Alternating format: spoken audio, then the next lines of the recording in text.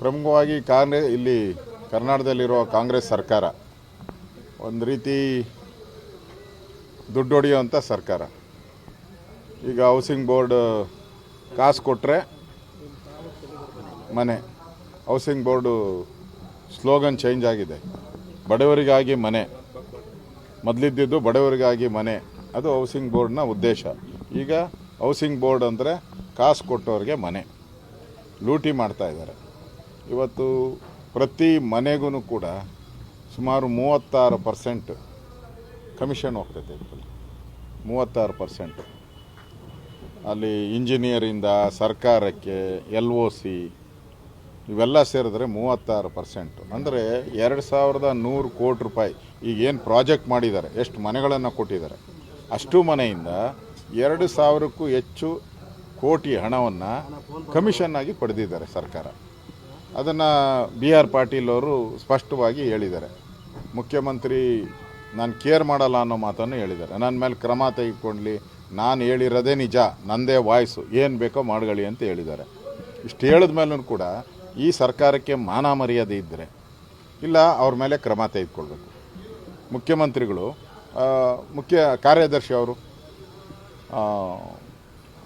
ಯಾರು, ಮುಖ್ಯಮಂತ್ರಿಗಳಿಗೆ ಸಲಹೆಗಾರರವರು, ಯೋಜನಾ ಆಯೋಗದ ಉಪಾಧ್ಯಕ್ಷರವರು, CM ಅವರೇ ನೇಮಕ ಮಾಡಿರೋದು, ಇಲ್ಲ ಕಿತ್ತಾಕಬೇಕು ಅವ್ರನ್ನ, ಇಲ್ಲ MLAಗೆ ಅವ್ರನ್ನ ಸಸ್ಪೆಂಡ್ ಮಾಡಬೇಕು, ಇಲ್ಲ ಸಿದ್ದರಾಮಯ್ಯನವ್ರನ್ನೇ ಸಸ್ಪೆಂಡ್ ಮಾಡಬೇಕು.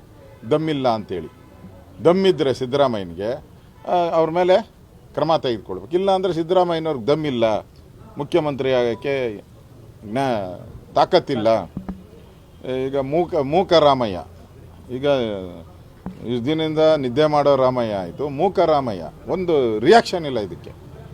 ಇಷ್ಟೆಲ್ಲ ಅವ್ಯವಹಾರ ಆಗಿ ಜಮೀರ್ ಅಹಮದ್ ಖಾತೆಯಲ್ಲಿ ಕೋಟ್ಯಾಂತರ ರೂಪಾಯಿ ಲೂಟಿ ಆಗ್ತೈತೆ ಅಂತ ಅವ್ರ ಶಾಸಕರೇ ಹೇಳಿದ ಮೇಲೇ ಮನೆಗೆ ಕಾಸು ಕೊಟ್ಟರೆ ಮನೆ, ಇಷ್ಟೆಲ್ಲ ಇದ್ದರೂ ಕೂಡ ಅವ್ರ ಮೇಲೆ ಏನು ಕ್ರಮ ಇಲ್ಲ. ಸಿದ್ದರಾಮಯ್ಯನವರು ಇದ್ರ ಬಗ್ಗೆ ಮಾತಾಡೋದೇ ಇಲ್ಲ ಅಂತ ಹೇಳಿದ್ರೆ ಈ ಸರ್ಕಾರ ಪೂರ್ತಿ ರಕ್ಷಣೆ, ಕಾಸು ಮಾಡೋರಿಗೆ ರಕ್ಷಣೆ ಕೊಡುವಂಥ ಸಿದ್ದರಾಮಯ್ಯ. ಇವತ್ತು ಹಿಂದೆ ಇದ್ರಲ್ಲ ಸಿದ್ದರಾಮಯ್ಯ, ಆ ಸಿದ್ದರಾಮಯ್ಯ ಹೊರಟೋಯ್ತು. ಆ ಸಿದ್ದರಾಮಯ್ಯ ಇಲ್ಲ ಈಗ. ಈಗಿರೋ ಸಿದ್ದರಾಮಯ್ಯ ಈ ಲೂಟಿ ಮಾಡೋರಿಗೆ ಗಾಡ್ ಫಾದರ್. ಯಾಕಂದರೆ ಇನ್ನು 6 ತಿಂಗಳಲ್ಲಿ ಅವರು ಸ್ಥಾನ ಬಿಟ್ಕೊಡ್ಬೇಕು. ಬಿಟ್ಕೊಡೋಕೆ ಮುಂಚೆ ಈ ಲೂಟಿ ಮಾಡೋರಿಗೆಲ್ಲ ಅವಕಾಶ, ತಾನೂ ಲೂಟಿ ಇವರು ಲೂಟಿ ಅಂಥ ವ್ಯವಸ್ಥೆಯನ್ನು ಇವತ್ತು ಕರ್ನಾಟಕದಲ್ಲಿ ನಾವು ನೋಡ್ತಾ ಇದ್ದೀರಿ. ಇಂಥ ಭ್ರಷ್ಟ ಪ್ರತಿ ಇಲಾಖೆಯಲ್ಲಿ ಇದೊಂದು ಇದಂತಲ್ಲ. ಹಿಂದೆ ವಾಲ್ಮೀಕಿ ನಿಗಮದಲ್ಲಿ 187 ಕೋಟಿ ಲೂಟಿ ಆಯಿತು.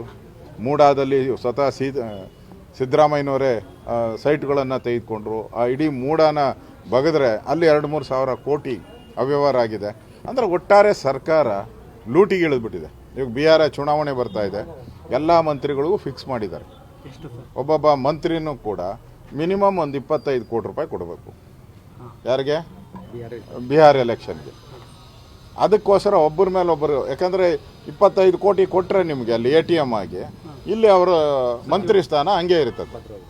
ಇಲ್ಲ ಅಂದ್ರೆ ನಾನು ರೀಶಫಲ್ ಮಾಡ್ತೀರಿ ಅಂತ ಗೂಬೆ ಕೂತಿರ್ತಾರೆ ಅವ್ರ ಮೇಲೆ. ಅದಕ್ಕೆ ಇವಾಗ ಡೆಲ್ಲಿಗೆ ಹೋಗಿದ್ದಾರೆ, ಗೂಬೆ ಕೂತಿರ್ತಾರೆ. ದುಡ್ಡು ಕೊಟ್ಟವ್ರಿಗೆ ಅಲ್ಲೂ ಅಷ್ಟೇ, ಇಲ್ಲಿ ಕಾಸು ಕೊಟ್ಟವ್ರಿಗೆ ಮನೆ, ಅಲ್ಲಿ ದುಡ್ಡು ಕೊಟ್ಟವ್ರಿಗೆ ಮಂತ್ರಿ ಸ್ಥಾನ. ದುಡ್ಡು ಕೊಟ್ಟವ್ರಿಗೆ ಮಂತ್ರಿ ಸ್ಥಾನ, ಅದಕ್ಕೆ ಇಲ್ಲಿ ಕಾಸು ಕೊಟ್ಟವ್ರಿಗೆ ಮನೆ. ಇದು ಕಾಂಗ್ರೆಸ್ಸಿನ ನೀತಿ ಸಿದ್ಧಾಂತ.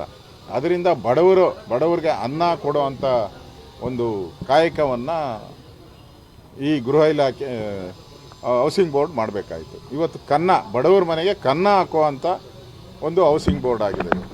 ಎಲ್ಲರೂ